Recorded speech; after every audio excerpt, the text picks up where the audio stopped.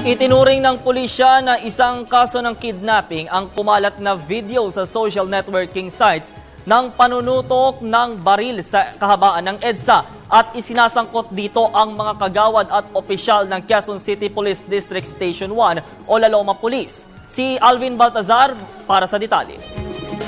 Kinumpirma na sa wakas ng PNP na ang viral photo na kumalat sa mga social networks noong isang linggo na nagpapakita ng tutukan sa Wakwak EDSA ay kaso ng kidnapping, robbery at hold-up. Ang nakakagulantang pawang mga pulis na nasa active service sa mga sangkot habang ang isa pa sa mga isinasangkot ay isang police major na nakilalang si Chief Inspector Joseph De Vera na siya ring nagsuplong sa kanyang mga kasamahan matapos na matukoy na siya ang may-ari ng Toyota Hiace van na may plate number YF9767.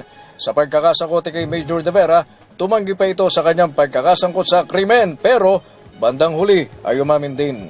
But during our interview with Police Chief Inspector De Vera, napag-alaman namin ng kanyang claim that it was a illegal drug operation. But when I asked him kung siya ay membro ng SAID, hindi naman siya membro ng SAID, not even any of them yung kasama niya ay members of SAID. And further asked him kung mayroong pre-operations coordination with PIDEA, ay sabi rin niya na walang coordination sa PIDEA. 2 milyong pisong nakuha sa 2 biktimang sakay ng puting Fortuner na namanmana ng grupo ng mga police suspects na ipambabayad sa pagbili ng equipment. Ang lahat ng mga sangkot, pawang nakatalaga sa Laloma Police Station 1 ng QCPD. Bukod kay Police Major De Vera, ang iba pang sangkot na pulis ay sina Police Senior Inspector Oliver Villanueva na siyang mastermind, SPO1 Ramil Achero, PO2 Jonathan Rodriguez, PO2 Wavin Masa, PO2 Mark De La Paz, PO2 Jerome Datin Ginoo, PO2 Ebon De Catoria at dating Senior Inspector Marco Polo Estrera. After nung nagkausap talaga, kailan natin lahat yung mga personal doon. Sino yung magkakagrupo, sino yung magkaklik, sino yung mga kasama sa follow-up. At hindi lang ito yung inimbestigan natin. Dadami pa, nalaliman natin ito.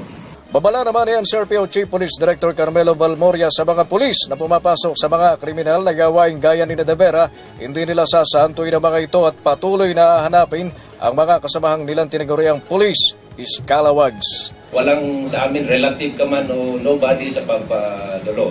Kaya nga natatanggal yung mga scalawag sa organization. Kasi nadadamay po yung whole organization po. Kaya ang ano natin, yung mga loko, talagang we will apply the full force of the law. Para sa Telebisyon ng Bayan, Alvin Baltazar.